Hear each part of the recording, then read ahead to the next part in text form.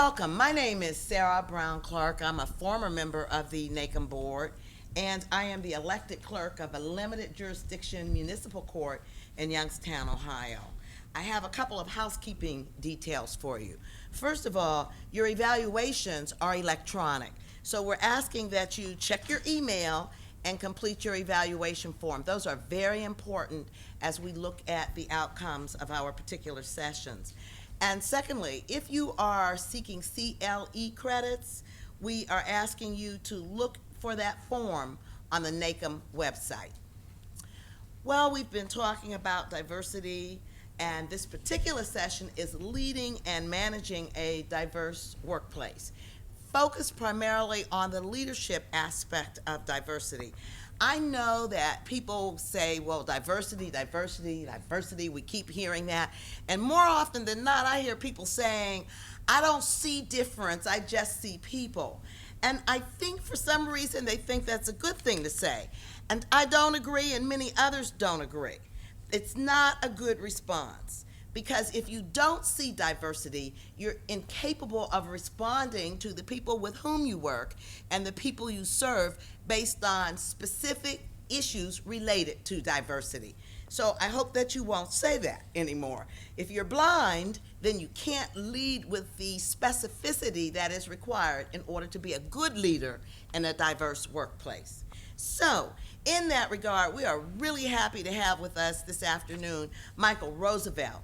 He is a California-based education specialist on the topic of diversity and fairness and unconscious bias in the judicial system, which means if you're blind and you don't see anything, that's unconscious bias. Mr. Roosevelt has a master's degree in clinical psychology from San Francisco State University, as well as a bachelor's degree in psychology from the same institution. And he has completed all but dissertation for his PhD from the California School of Professional Psychology at Berkeley. And we joked about it, we are ABDs. That means we did everything, we jumped through every hoop, but we did not write our dissertations. And we've agreed that it's okay. Yeah. I think that Mr. Roosevelt brings something very significant here because he works with judges and court staff, and he's teaching them about diversity programs, cultural communication, the psychology of race, fairness, access, and these are things that you aren't conscious of if you're saying, I don't see anything, I just see people. He's also developed a comprehensive leadership development program in this regard, and we're very fortunate to be able to have a component of that program in his presentation today.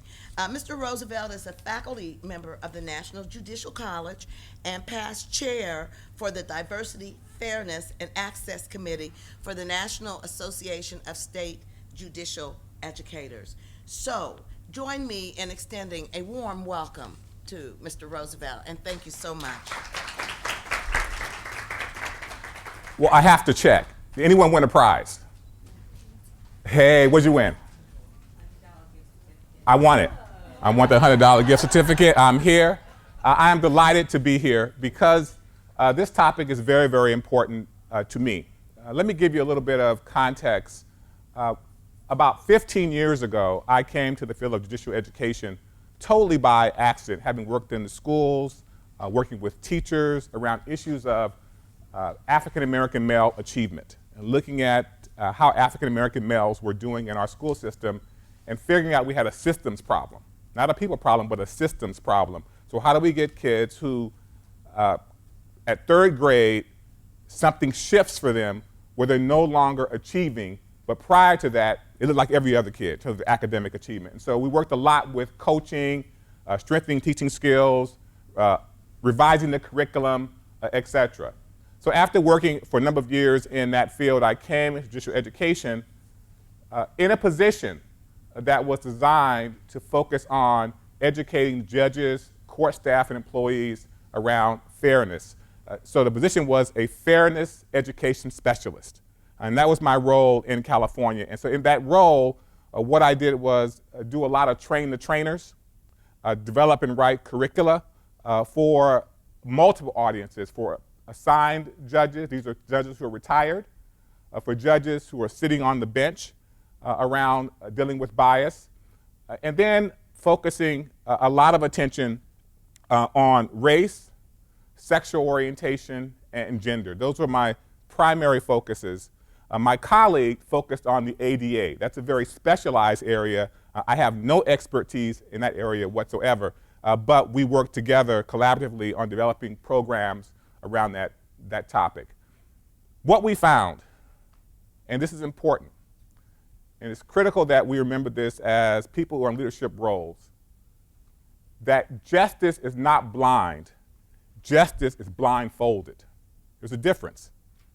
That is, justice is not blind. The blindfold is there to remove the bias. But when justice comes off that little stage she's on, she's just a regular person. She sees color, she sees race, she sees all of that. And so we have a process by which we put something up in front of us, justice, to make justice blind so that we can have effective outcomes for the people who come before us. So what we're going to do today is talk about knowledge, skills, and abilities that leaders, managers, I think it's critical that you have some of these skills, that you have some of the knowledges that are going to make you strong, successful, and effective. So we talk about what are the tasks and the beliefs. So the beliefs, in order for you to be an effective leader around the issue of fairness, around the issue of diversity, you have to ask a question. What do I believe? What are my values? In a sense, what ground do I stand on? And how do I live it? So it's one thing to say, I value diversity, and then do something that's counter that. It's another thing to say, I value diversity, and build within your systems processes, programs, with intention to address the issue of fairness, to address the issue of bias, to address the issue of diversity. So we think about being a manager and a leader, and we look back at the ICM. We look at the model curriculum where we actually are engaging in developing court leaders and court managers. And I ask a question. When we look at all of the curriculum that we have developed right now, within the existing curriculum, where are the courses that dig deep into the issue of diversity? Where is the content that focuses on gender, sexual orientation, and race? And so when I look at the curriculum that's currently designed, it's more operational. It's more about how we do the business that we do. It's the mechanics. But what I'm talking about is the absence in our education programs of an important topic of diversity, of fairness, and of access. And so I want you to think about what's missing in your skill, what's missing in the knowledge that you have, and how do we put something in place that will strengthen your ability to be more effective with a diverse workplace. How many of you would consider your workplace diverse, whatever that means to you? How many consider diverse? Okay. Those who didn't put your hands up, I want to know who you are. So why don't you consider your place diverse where you work? The ones who didn't put their hands up, I'll point you out. Don't let me do that to you. So, yes. She's eating. Don't choke.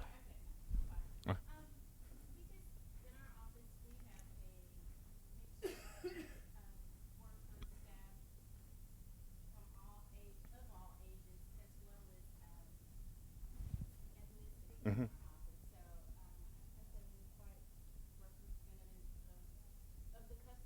Okay. How about those places that are not diverse? Tell me about your place. What makes it not diverse? Yes. We are in rural southeast Iowa. Mm-hmm. We are. Okay. They're in rural southeast Iowa. They're not diverse. Do you believe that? Everybody the same age? Well, no. No. Okay, we got you. Same sex? Race, but around race there may be. But that's what you see. There are people who are of other races you cannot see. You don't identify them by their physical characteristics. In the African American culture, we call that passing. It is not a tradition that people talk about, but in other communities as well, it exists. So you may have diversity in your community that you are not even aware of. And you will often find that the people that you live with are related to people of other colors and other racial and other sexual orientations. And so we can't assume that it's not there, because very likely it is there in one way or another. So, to be a leader, what are the tasks? What are the things you have to do? Just throw out things you have to do to be a leader, a manager. Just throw them out. What are the tasks, things you have to do? Communicate. What else? Inspire. Delegate. What else? Coordinate. Facilitate. Hire. Terminate. Promote. Right? Coach. Listen. Mentor. Problem solving. All those are critical tasks that you do on a regular basis. And the tasks that you do really are guided by a set of beliefs.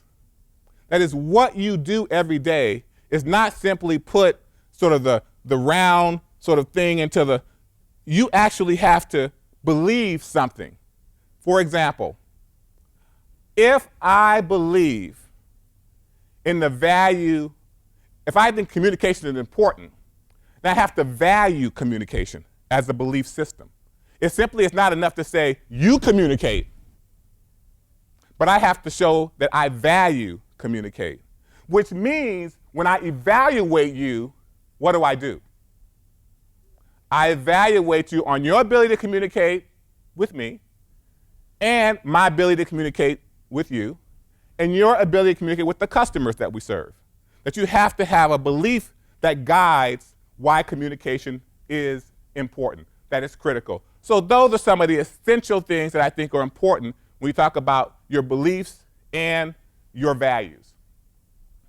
Skills and abilities. What skills do managers, leaders have? What are the skills? Analytical. Say more about that, analytical. The ability to look at situations, work projects, analyze them, assign them, evaluate the effectiveness. Okay. What other skills and abilities? I'll add knowledge to that.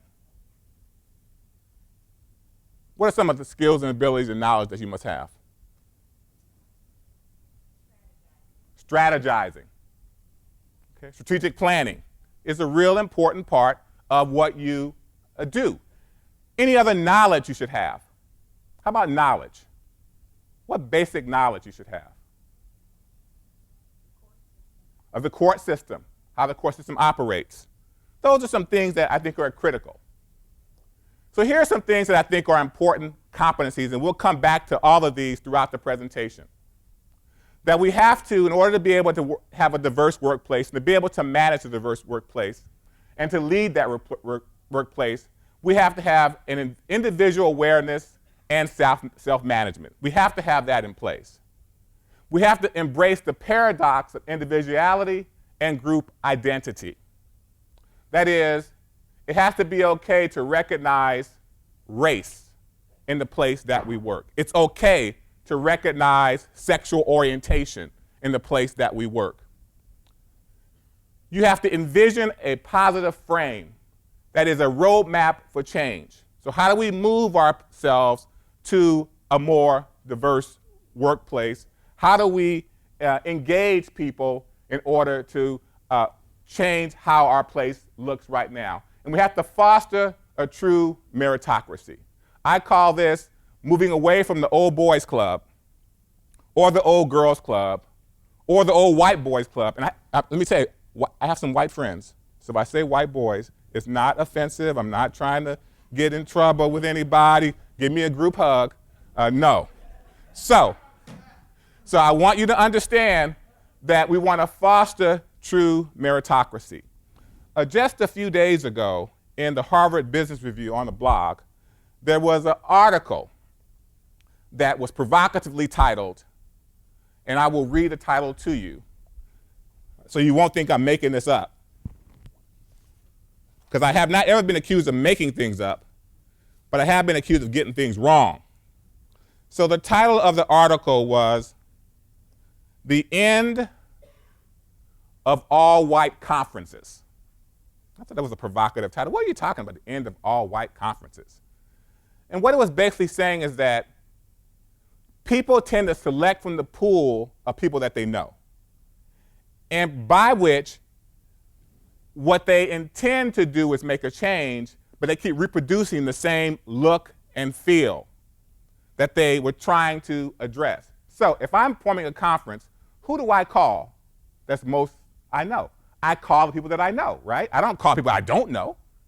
And often they have my beliefs, or I had experiences with them before. And so what we do is we want to really create a frame for fostering a true meritocracy. How do we create a diverse workforce and a workforce that values diversity? So individual awareness and self-management. So one of the things I think every manager and leader needs to do is to take the IAT. How many have taken that? It's called the Implicit Association Test, IAT. And what this test is, it is an online self-test of unconscious bias. And it's free, and it's done by Harvard University, and it has a great list of self-tests you can take, from race to gender, sexual orientation, weight, politics, whether you're Republican or Democrat, age, a host of different self-tests. Now, why should you do that? Every manager should know what their own biases are. What are my own personal biases? And what this test does is it identifies your preference for one group over another. It doesn't say to you, you are prejudiced, but it says you have a preference for one group or another. And so the first thing I want you to do is to take stock. Do a self-assessment. It takes about 10 to 15 minutes to do, and what it does, it really helps you understand how the brain works and how the unconscious mind works. Here's overviews of bias for decision makers. I want you to understand that bias is often unconscious. It is not a conscious activity that we engage in. It is not a conscious activity that we engage in. It is mostly unconscious, unintentional. We tend to, by our very nature, to categorize people and have a preference for people based on group identity. This is very normal. We all do this all the time. It's a fundamental process of how the brain operates. We all categorize people. I'm looking around in this room right now. I see women and I see men. Very, very quickly. Nothing wrong with that. I see age diversity. I also see probably height diversity. You got sitting down, so it's kind of hard for me to tell. But I see diversity within the room. But I categorize.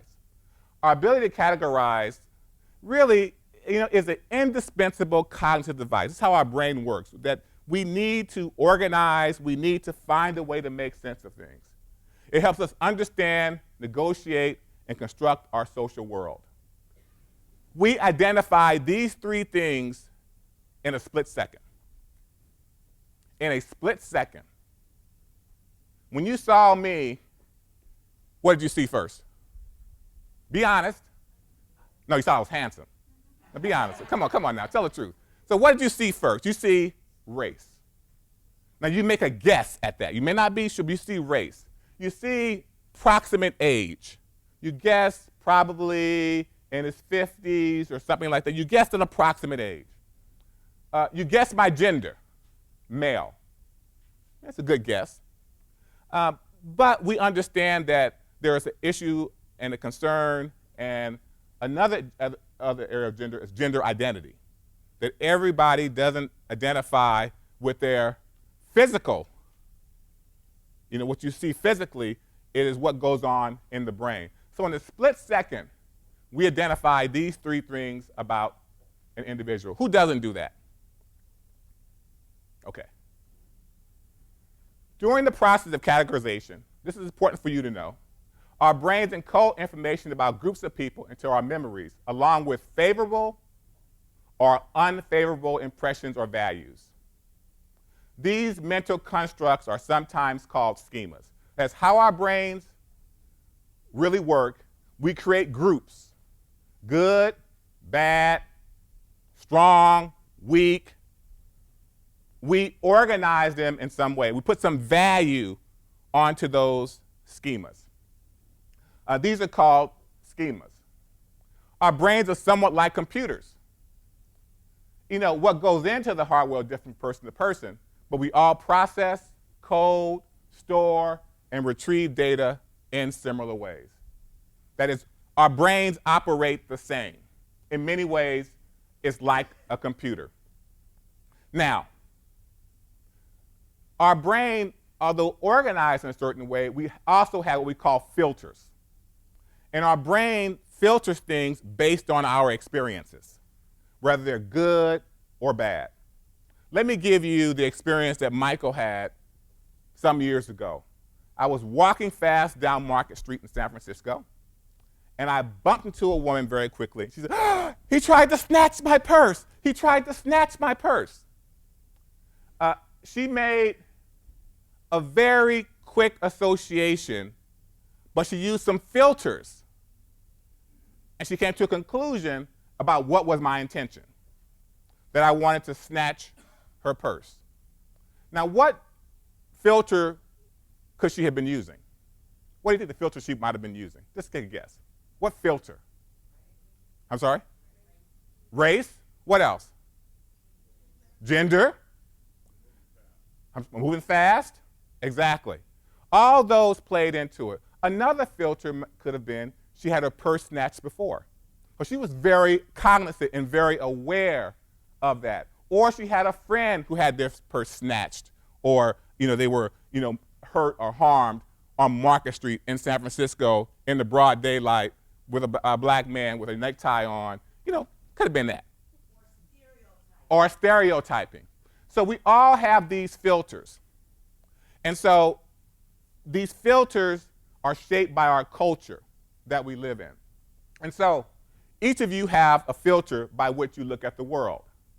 There are what we call in-groups and out-groups. We prefer people strongly who really belong to our own categories. Those are in-groups and out-groups. When I talk to lawyers, we talk about who are the in-groups and who are out-groups among lawyers. The defense bar differs from the prosecution, the DA. There are some in and out group stuff that goes on there. The discussions that I hear about sometimes courtroom clerks and their judges. Very interesting conversations I hear about how much the clerks really help the judge do his or her business as a judge. And they get no credit for it. And you hear them talk about some of the judges, it's like they're almost like parenting the judges, mentoring the judges, really helping judges get through their day. And so they talk about these in-groups and out-groups. You are part of an in-group. You are administrators, whether you like it or not. People perceive you based on your position, wrongly or rightly, in-groups and out-groups. We do know this. We tend to perceive persons in our own group with particularity as individuals, but we view the out-group members as homogeneous or all the same. What does that mean? Who can give me an interpretation of how they would interpret that? Stereotypical. Stereotypical? What else? Well, the people in your own group as individuals. Mm-hmm. People don't know much. Right. Those people, them, they. We do that.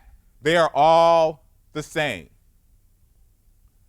when we're faced with information that are inconsistent with our beliefs, we revise our beliefs under certain circumstances, but we are more likely to create a subgroup or category, leaving our beliefs intact. This is especially true when the outgroup is large and the stereotype is negative. To give you my brother-in-law was a fireman, retired as a captain about 4 years ago. He talked about the minority in the fire department are women. Women are the vast majority in the minority in the fire department. So you get the guys talking, and they're talking among firemen, and they turn to the woman and say, you know what, Jane? I see you as one of the guys. Now, Jane has never wanted to have a check change.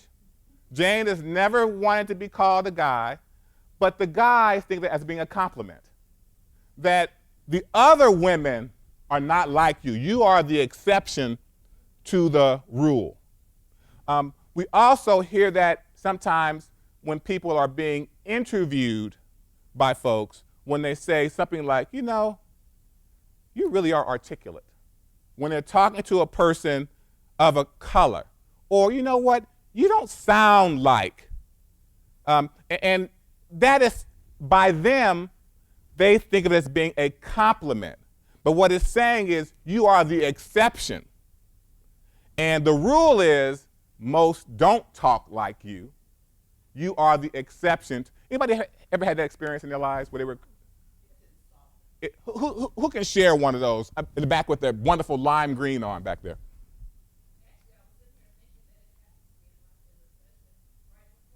Oh.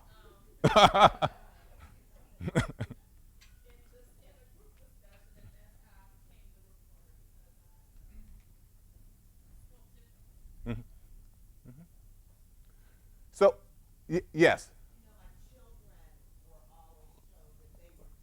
Right.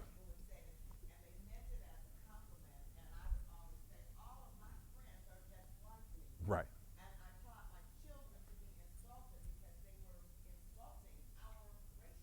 Mm-hmm. They were buying into stereotypes. If you can articulate, if you have certain social graces and etc., they want to say, well, you're different. Mm-hmm. Because the assumption is everybody is rapping or purse snatching or doing drugs. Right. This exception to the rule can come up in the interview process. And so we'll talk a little bit later about what could be done to address that. But this exception to the rule is something that women experience a lot, men experience of color a lot. It is this notion that you are the exception. So it's important when you are interviewing, when you engage in the interview process, that you don't impose your own beliefs, your own values into the interview process. It's important. You have to guard yourself against it. And if you do that, you have to step back and apologize. You have to step back and say, hold on a second, that really wasn't what I meant to say. Because you know, you can save yourself. Because as our first speaker said, there's one generation that will sue your butt. And they will come back and sue your butt. And so you can correct it very easily by saying, you know, that was not what I intended, what I meant to say, and I didn't get it right. You know, I'm really delighted that you're here to be interviewed for this position, or whatever. You know, but you want to make sure you can clean that up. Now, these biases really start at a very early age, and they continue despite how smart we are. No matter how smart we are, we still can engage in our own biases, our own stereotypes, and the idea of in-group and out-group. We have to be very, very conscious of the fact that we can't outsmart this thing called the unconscious. We can't outsmart it because it's operating at a level that we are outside of our awareness. You cannot outsmart it. No matter how much we mature, you cannot outsmart it. There are recent newspaper articles about these stereotypes being very prevalent in the workplace. One is the workplace of the football field, the football. One happened a few months ago. A football player for the Miami Dolphins in the workplace was accused of another player of using racial harassment in the workplace. And this football player happened to have gone to Stanford University. He was a star football player. Both his parents, I think, are Harvard professors or went to Harvard Law School, so very prominent. So one of the players was sort of to make him meaner, used racial insensitive remarks in order to toughen him up. Now, in the workplace, that happened. Now, this player said he had permission to do that by the other black players. He happened to be a white player. He said he had permission to do that because his job was to make this player tougher. And so in the workplace, these biases come out, and they come out at the time you least expect it. So what? Why is this important to us? Why is the issue of understanding our own biases important? Why is that important? Sir? So we can be, yes. What else? Why is it important? Why is this topic so important? You have that self-awareness. Critical self-awareness. Example for others. It's critical. This so what is such a critical and important aspect of a new and very diverse workplace. I always tell people who say they don't have diversity, it's coming to a town near you soon. Just wait around. It's coming to a town near you soon. And when it does come to a town near you soon, are you going to be ready for it? And the demographic shifts are pretty dramatic across this country. I mean, we've seen places like Los Angeles, California, where the Latino population has grown exponentially. We've seen places, even places like San Francisco Bay Area, where you're seeing a demographic shift. We're seeing all these demographic shifts in places like Oakland, California, where I live on a regular basis, where I live. You're seeing these dramatic demographic shifts. And so we want to be ready when these shifts do and when they occur. Interviewing, hiring, and promoting. How many of you engage in that process? Interviewing, hiring, and promotion. How many of you enjoy that process? Okay. Well, the ones who enjoy it, I love you. Because the interviewing process requires a lot of planning. It requires so much that goes on. For example, it involves putting together the team who are going to do the interview. It involves putting together the job description or revising the job description. Okay? It also, and it's really critical, it involves a kind of a vision. Who do I need now for the future? You're projecting what I'm going to need now, what I'm going to need in the future. And so you're looking for candidates that fit in. Now, this is where the meritocracy sometimes doesn't happen, where you put together an interview panel of people who think just like you. You put together an interview panel because it's the easiest panel to put together and one you can dictate and or control. You kind of already know who you hired before you hired them. I have seen job descriptions go out. They may have been internal hires. They may have been, it's my buddy's job, because it's already a done deal who they are going to hire based on how they write the description, based on who's on the panel.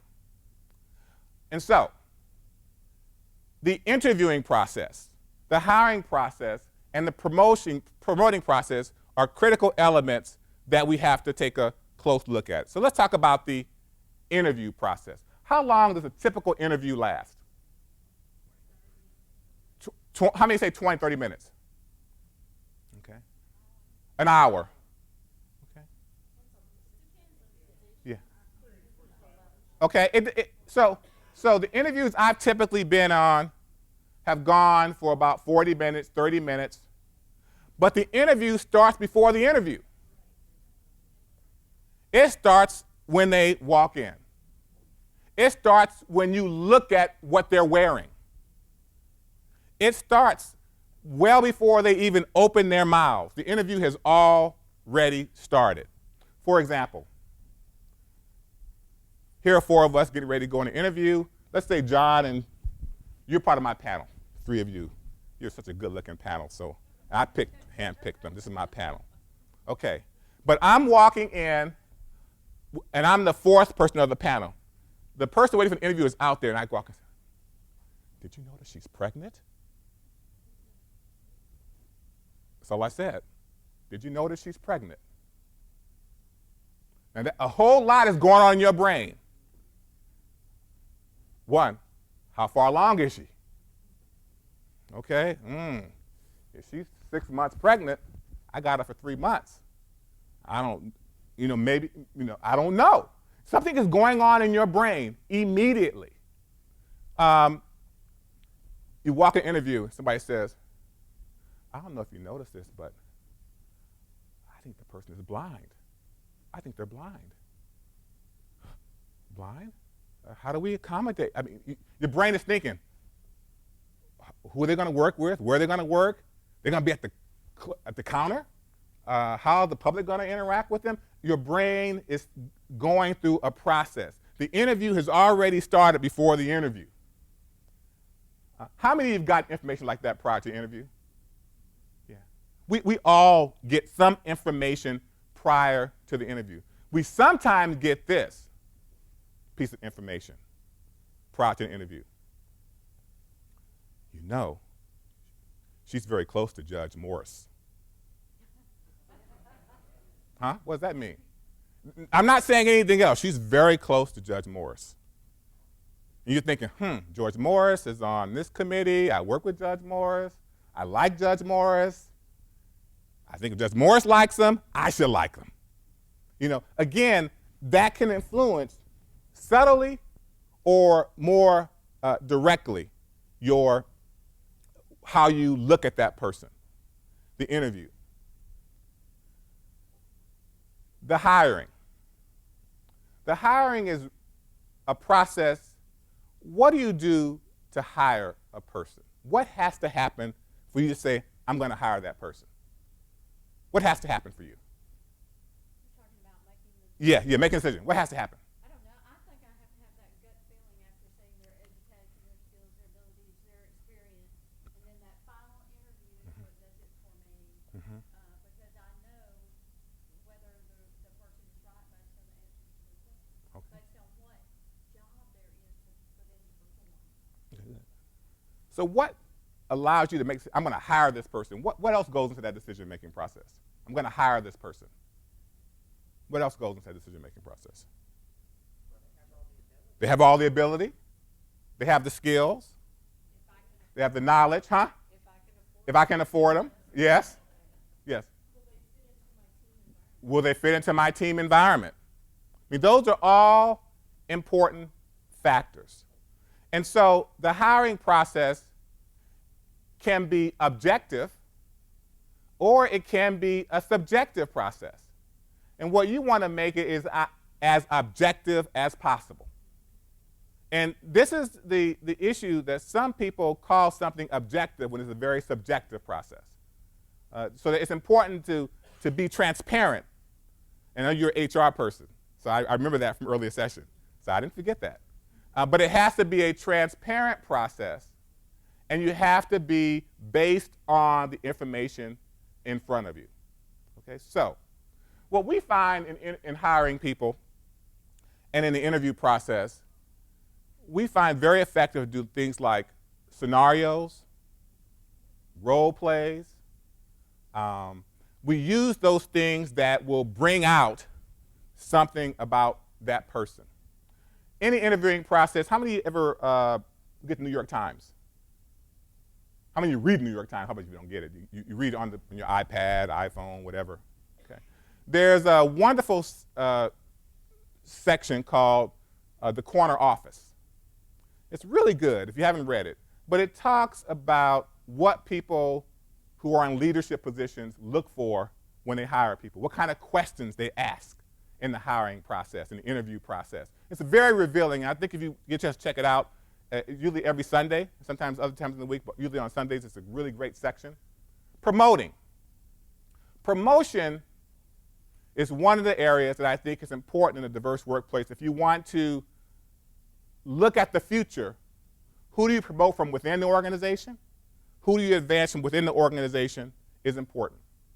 From a cultural perspective, from the issue of race, it's important to understand that you have a lot of hidden leaders that may not be represented by their degree or their age. For example, you have people who are leaders in their church, in their community, in various organizations. And so what you want to be able to do is say to yourself in an interviewing process, I'm not really capturing the full person. Tell me what you do outside to bring that in, because you have hidden leaders. And then you will find this in the Latino community, in the Asian American community, in the African American community, and other communities, that people are engaged in leadership, but they don't call it leadership. It's called doing the work of the Lord. They might say it that way. Or just being in the community, engaged in activities. And so you really want to identify the hidden leadership capabilities that people have, so that you can sometimes promote people who you think would ordinarily not be promoted. The key to promotion is to line up promoting with mentoring. You can't promote without having a system of mentoring. And so my colleague back in California started a Women of Color mentoring program. And she piloted the program in a few jurisdictions, and some court leaders also invested in mentoring women of color so that they can then move into positions of leadership in the court system. That's a conscious, intentional effort. Now, some people will say, well, that's unfair. Well, it's women of color, that's any woman. It doesn't exclude Asian, white, it's women of color. And so this effort has been the step in addressing the fact that you want to have leadership that reflects the people who come into your system, people who come into the court system. You want to have leadership that reflects them. Now, leadership, managers, it is not important, it's not critical, it's not essential just to have window dressing of color. So, what do I mean by that in the workplace? You have to really have people who are really willing to call the shots, really willing to articulate, to put themselves in a position where they are letting people know what they are there and what they represent. I'll give you an example. Where I work in the area of what they call reentry courts. And these are the courts that are people who go to prison, they violate conditions of parole, and when they get out, they can go to prison or they can go to the specialized court, right? And I also work in areas of veterans courts. These are veterans who served their country. You have them in your area, veterans courts. How many have veterans courts in your area? Okay. And what we have found is in the area of drug courts and veteran courts and these various courts, they find they don't have enough people of color coming into these court systems. In other words, you don't see as many African Americans coming into the veterans court as they should be, because there's a lot of African American Latinos who are serving. Why aren't they? Okay, and so some of these programs have made an intentional attempt to hire people who look like the people who they want to bring in. That has to be a conscious, or bring in veterans who can talk the same language. You have to make a conscious decision.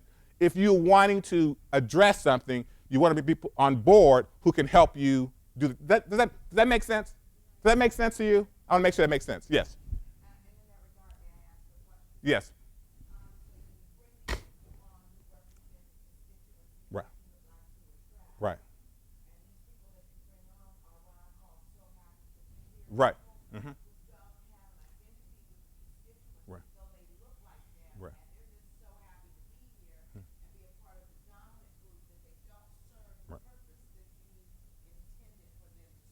It's called probation. Everybody has a period of probation. That's called evaluating. And so you're not locked into anyone. So you can always go back, and any interview has a ranking system, don't you? 1, 2, 3. Hey, number 1 doesn't work out, go to number 2. So you have to go back and even interview again. You can just use your existing system to then correct something, but we hope you want to remediate it first. I mean, you want to do something, have a way in which you work with that person in order to assist them in order to do what they said they were going to do. I mean, you want to at least enable them to be more effective. But probation is a very effective tool. And have you ever been on probation before? So the transition between, you get hired, they kind of want to check you out. That's a process what everyone has in their workplace. So it's important, interviewing, hiring, and promoting. We want to foster the true meritocracy, as I said. You want to have a policy and a practice of intentionality. Again, looking forward. What will Georgia look like, Savannah look like in 2050? Who knows? What will California look like in 2050? We know. It's already happened. We know what California looks like. California looks very different than it looked in 1950. And it will never go back to what it used to look like. As a matter of fact, we don't want it to look like it used to look 1950. We don't want that. I saw the buses, they didn't look good. I saw the houses, they were kind of cute. They didn't have BART, they had things I liked. So again, there's a changing demographic. And so you want to foster a meritocracy. That is, as I said earlier, you don't want to have the old boys, old girl club. You want to develop a process that really pulls and engages people, that really can move the organization forward. Now, meritocracy. Some people think that affirmative action, programs like women of color mentoring programs, any kind of program that targets specific groups, that's sort of not meritocracy. But you know what? The handshake deals have been going on for a long time in most organizations. It is something that has always been in operation. And so we really want to engage in creating policies and procedures and practices with intention, moving people forward that really advances the mission of the organization, but looks forward to people who look more like the people whom we serve. Critical. Some of you may have read this study, and the meritocracy relates, and this is one study that's in your online materials. It's called Emily, Greg, and Lakeisha and Jamal. It's in your materials. The name should tell you what it's about. So, the meritocracy ties into this as well as the hiring process. This study was done about 6 or 7 years ago, and it looked at people being interviewed for a job, and it looked at if you change their name from Lakeisha to Emily, kept the same qualifications, who would get hired? So if you had Emily with the same qualifications as Lakeisha, guess who wouldn't get hired? Lakeisha. Why not? Lakeisha is just as qualified as Emily. So what happens? Stereotypes. The name tells, yes, racial profiling in part. Exactly. No. Even African American, across the board, the name is loaded because the name also says something about perhaps, and assumption is, where they live, it says something, and the study went even further. It even did things like remove things that would be ethically sort of identifiable, like any clubs or organizations you were involved in. So they wanted to ensure that there was no bias. And so the study found that this was something that was really throughout a process that people thought was an objective process. People got screened out just because of their names alone.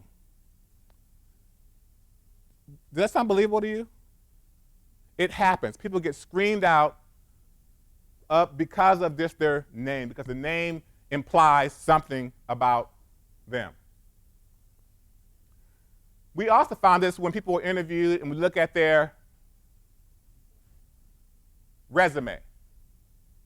And I won't go into all the detail, but what it basically shows, in short, is that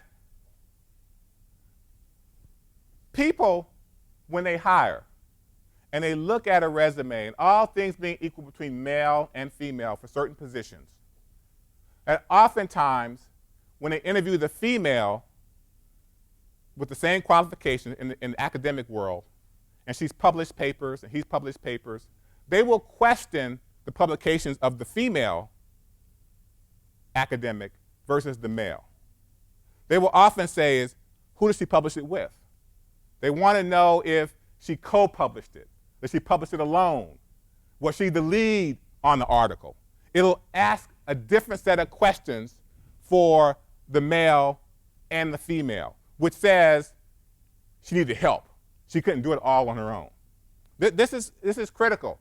And so this study of resumes and curriculum vitas are really important. So when you look at someone's resume, when you look at their CV, what values, what are you imposing, what questions are you asking? This is in the academic world.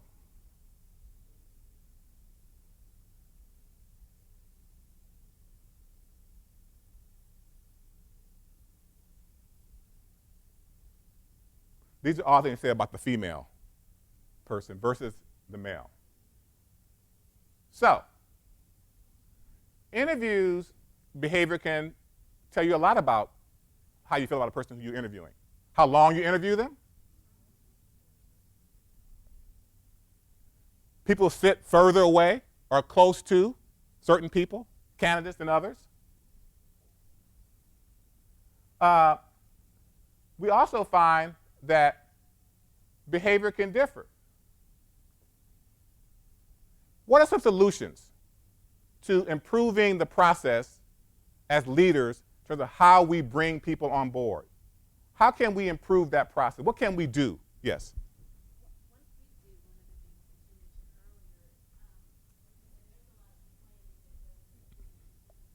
Mm-hmm.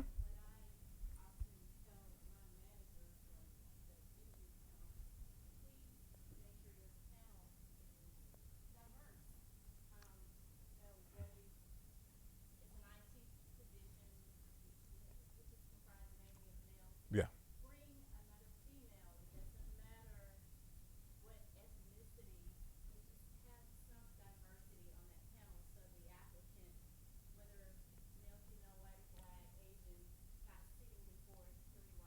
Yes.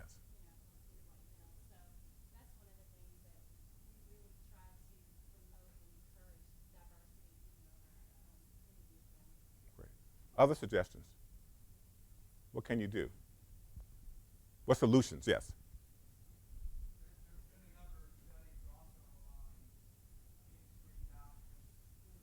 Yes. It's called being the president of the United States. If you go to Harvard, Yale, you're pretty much, your chances are good. Yes. Yes. Thank you.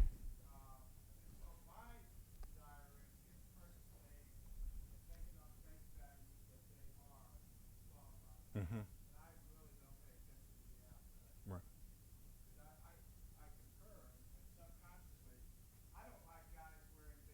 Right. Mm-hmm.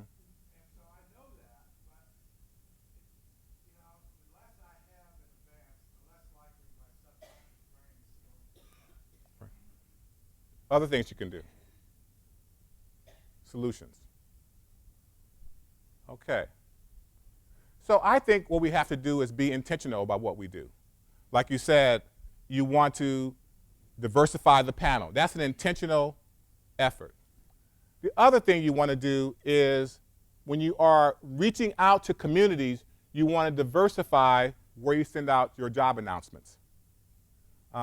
You have to be intentional about that, about how do I get this job in, not just on the internet, but actually in physical newspapers, in the communities that you're trying to reach out to.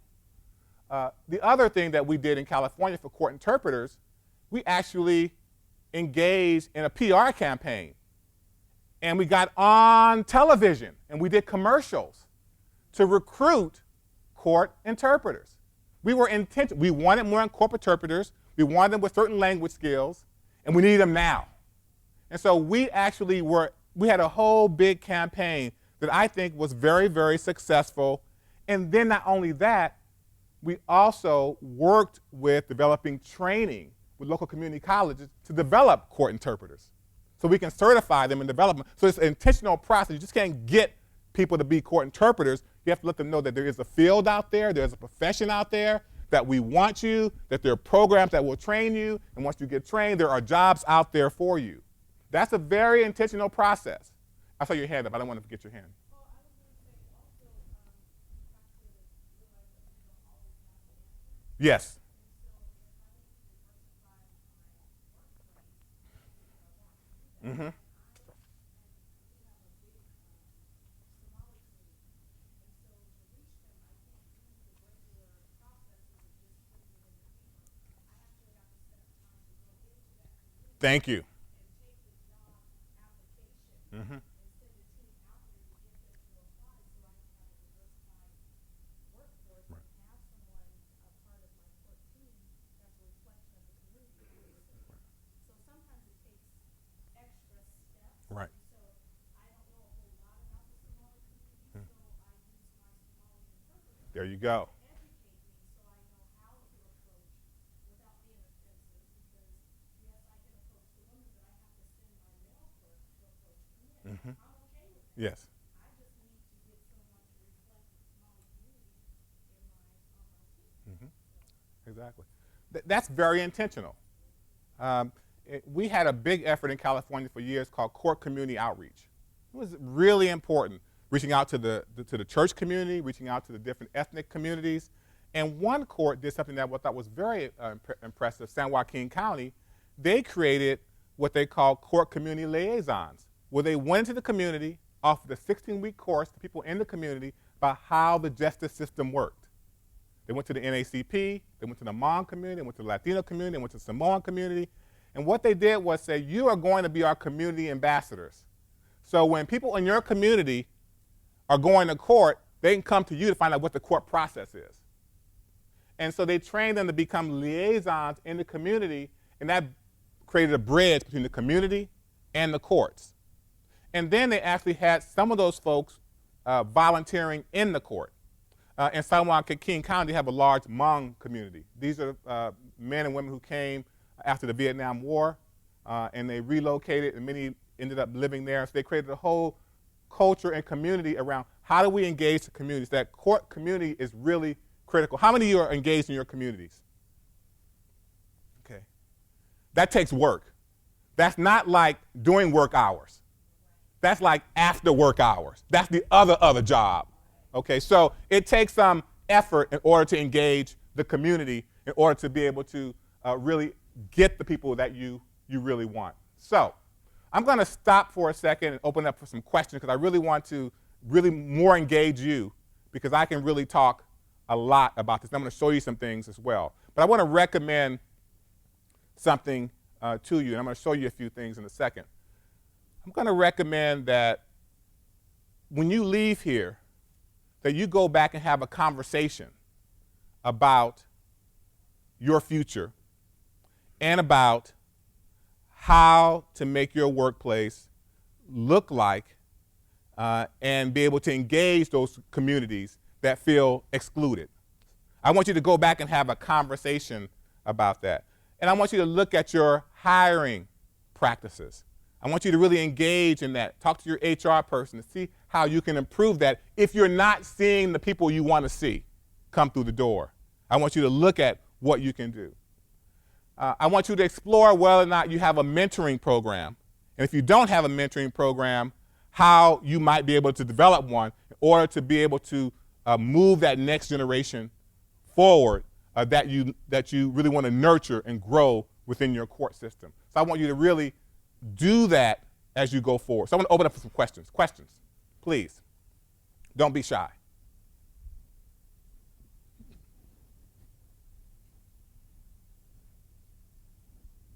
Yes. So, Los Angeles, you know, we have 4,000 employees, we're extremely diverse. Mm-hmm. We have 400 interpreters. Yes. For, so, like almost 100 languages. So we are, as I say, very diverse.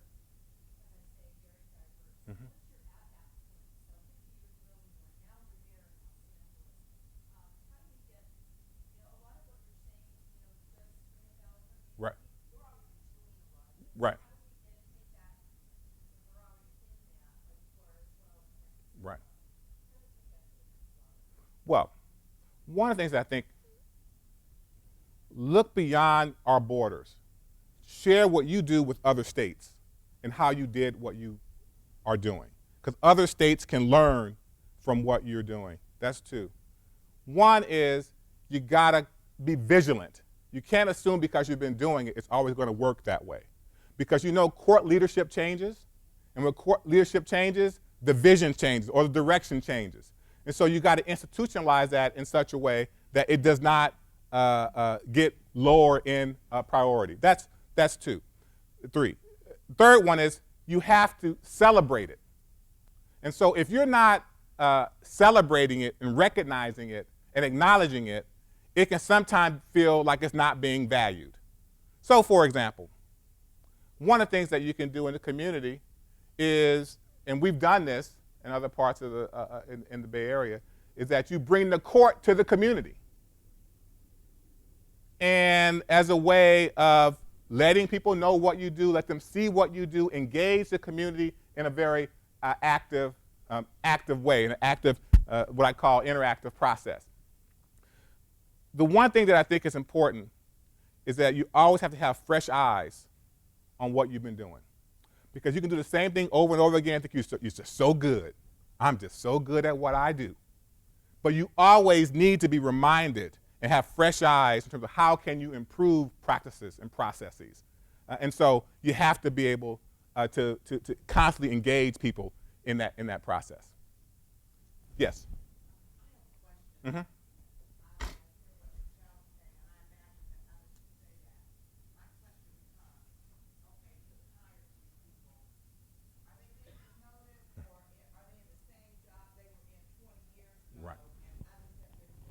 Right. Right. Right. And how do you address that issue? Sometimes you have, I call them the so happy to be here, Right. people who will sit in that same seat Right. forever and never create any issues, but they get, other people get promoted over them even though they do a good job. Right.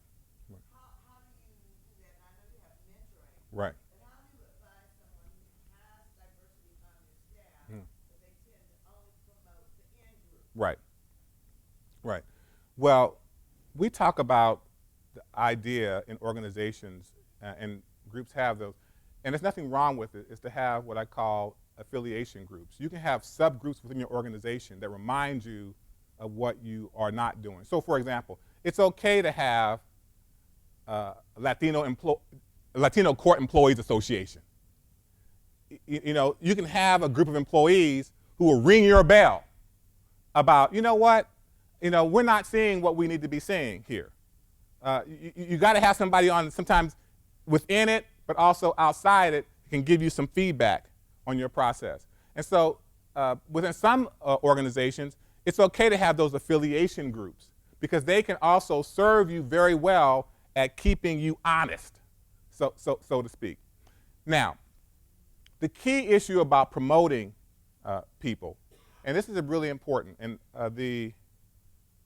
about 5 years ago, maybe 6, the president of Dow Corporation, Dow Soap, you know, the whole Dow Soap thing. When he came in as president, he said to his managers at the very beginning, I want to see people hired in these positions in a year that reflect our customers. Come back and report to me in a year how you done. And you know what?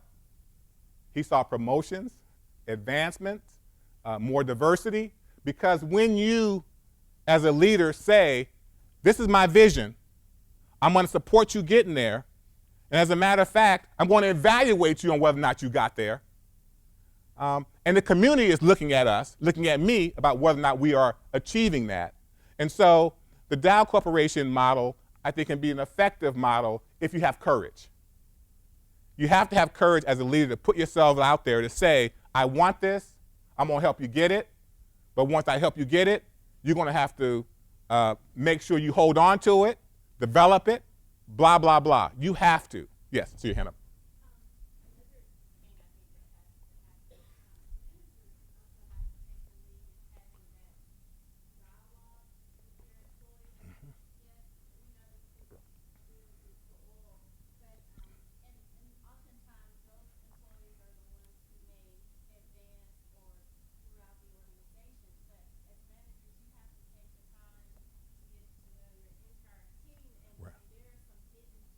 That's right. Within those employees who, let's say, are a little less outspoken and reserved. So you have to go to those employees from time to time and say, John, where would you like to advance to? Or what do you see yourself, where do you see yourself 3 or 4 years from now within this organization? And you can learn a lot, through that type of exchange to see where that employee, where and how they want to advance. Exactly. We had another person who's now the head of IBM, Xerox, who's a woman, African-American woman, who was mentored by a woman who was head of the company, Xerox Corporation. And when she was brought in to be sort of positioned to be the next leader of the corporation, she came into a meeting and she was talking. She was letting herself know, she was asserting herself, and the mentor pulled her aside and said, you know, what you want to do first is listen. I want you to start listening first because if you say something, it shifts the whole conversation. It moves us away from. And so the idea of mentoring is so critical, because without the right mentoring, you could lose a very good person. And so the idea of this person who's now head of Xerox Corporation was, she shared the experience of not getting it quite right, thinking being assertive and being out there in the front was what was needed in that all-male environment. But first it was to assess, evaluate, get to know who you're working with.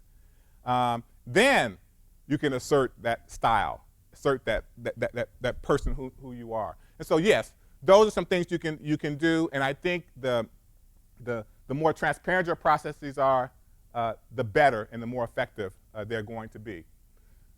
One of the things I think that you want to often do, and I think I encourage you to do in your offices, is to have some courageous conversations around issues of race, gender, sexual orientation. And I'm going to show you what we did in California. I'm not bragging about California, but I am. So let me show you what we did in California.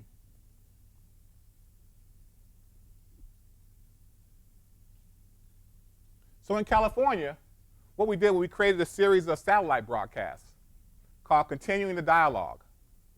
And this whole idea was to focus in on issues of race, gender, sexual orientation, disabilities. And why did we create these? What inspired these webinars, these satellite broadcasts? It was inspired after 9/11. After 9/11, it probably would have been very, very hard for an Arab American to get a job in the court system. For one reason or another, it would have been. I actually heard judges say some very offensive things about Arab Americans in a training setting right after 9/11. That we knew that there was an environment of distrust among certain people who looked or appeared. I even had a judge who himself was pulled off a plane because he looked to be Middle Eastern. So there was some interesting experience around that time. So we created these broadcasts, and the most recent broadcast we did, and these are ways in which you can get information out to folks who ordinarily may not have it. This was the most one we just did on Frederick Douglass. So we did a broadcast talking about the life of Frederick Douglass and justice in the court system. And then we did a series of broadcasts on the neuroscience of decision making and bias. How do we make decisions?